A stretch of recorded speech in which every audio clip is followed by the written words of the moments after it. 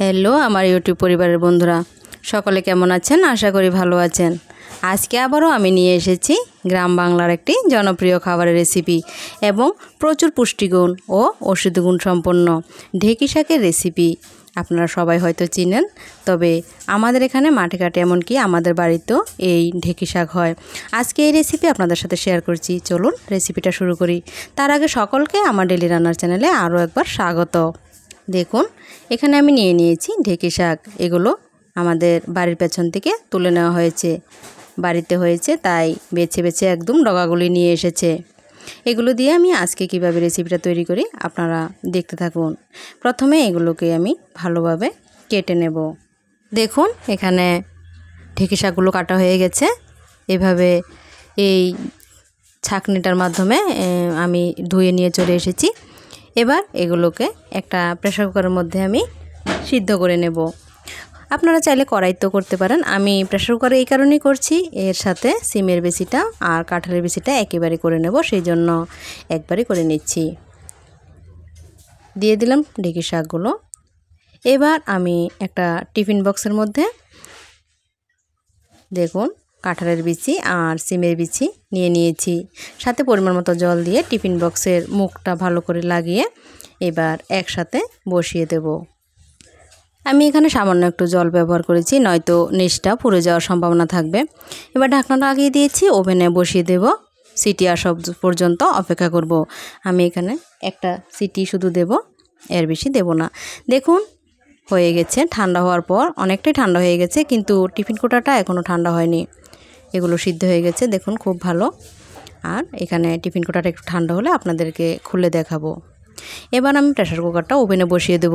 এর মধ্যেই আমি নুন ও হলুদ দিয়ে এই ঢেঁকি শাকটাকে ভালোভাবে জলটা শুকিয়ে নেব। নেড়ে চেড়ে দিয়ে দিচ্ছি পরিমাণ মতো হলুদ ও লবণ। একদম সহজ পদ্ধতিতে গ্রাম বাংলার জনপ্রিয় খাবার এগুলো। গ্রামের মাঠে ঘাটে বাড়িঘরে উঠোনে সবখানে প্রায় এগুলো দেখতে পাওয়া যায়। আমাদের পুকুরের পাড়ও আছে, আবার বাড়ির পেছনের অংশ অনেকগুলো ঢেঁকি শাক হয়েছে। আমরা মাঝে মধ্যে এভাবে রান্না করে খাই। এবার ওভেনে কড়াই বসিয়ে দিয়েছি। ঢেঁকি শাকটা অনেকটাই জল শুকিয়ে এসেছে। এবার এটাকে ফোড়ন দেওয়ার পালা। কড়াইতে পরিমাণ মতো সরষের তেল দিয়ে দিয়েছি, দিলাম একটু লবণ, ভালোভাবে একটু নেড়ে চেড়ে নিচ্ছি। আগের দিন কড়াইতে চাটনি করেছিলাম, সেই জন্য কড়াইটা একটু কেমন কেমন লাগছিল, সেই জন্য একটু নুন দিয়ে ভালোভাবে নেড়ে চেড়ে নিলাম। তারপর আমি কাঁঠালের বিচি আর সিমের বিচিগুলো একটু ভালোভাবে ভেজে নেব।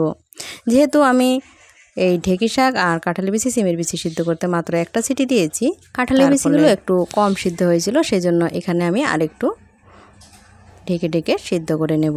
দিয়ে দিয়েছি পরিমাণ মতো নুন ও হলুদ। এবার বেশ কিছুক্ষণ জন্য ঢেকে দেব, যাতে ভালোভাবে সিদ্ধ হয়ে যায়। দেখুন এদিকে ঢেঁকি শাকটারও জলটা অনেকটাই শুকিয়ে এসেছে। সিমের বিচি এবং কাঁঠালের বিচির জলটা শুকিয়ে অনেকটাই ভাজা ভাজা হয়ে গেছে। এবার এগুলোকে আমি নামিয়ে নিচ্ছি। চলে এসেছি, আবারও কড়াইটা পরিষ্কার করে দিয়ে দিলাম পরিমাণ মতো সর্ষের তেল। এখানে আমি দিয়ে দিচ্ছি কালো জিরে ফোড়ন, সাথে দেব একটা তেজপাতা ও শুকনো লঙ্কা। ফোড়নটা একটু চড়বড় করে যখন সুগন্ধ বেরিয়ে আসবে, তখন এর মধ্যে আমি দিয়ে দেব কিছু মশলা। দিয়ে দিলাম এখানে ধনে জিরে মৌরি গুঁড়ো, এখানে আর দিলাম কাঁচা লঙ্কা বাটা। আমি যেহেতু শাকটা সবুজ কালারের, সেই জন্য আর লাল লঙ্কার গুঁড়ো দিইনি। এখানে লাল লঙ্কার গুঁড়ো দেওয়াটা উচিত হবে বলে আমার মনে হয়নি, সেই জন্য দিইনি।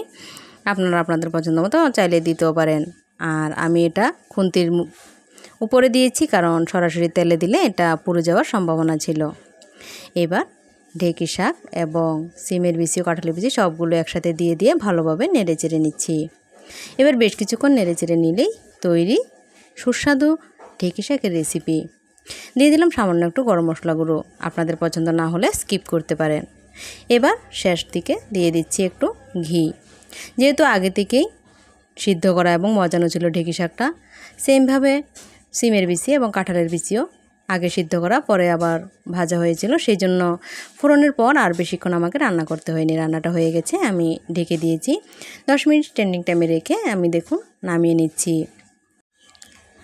এখনকার দিনে কাঁঠালের বিচি এবং সিমের বিচি অ্যাভেলেবল, তাই আপনারা সিমের বিচির সাথে আলুর পরিবর্তে কাঁঠালের বিচি দিয়ে অবশ্যই এভাবে মোচার মতো রান্না করতে পারেন।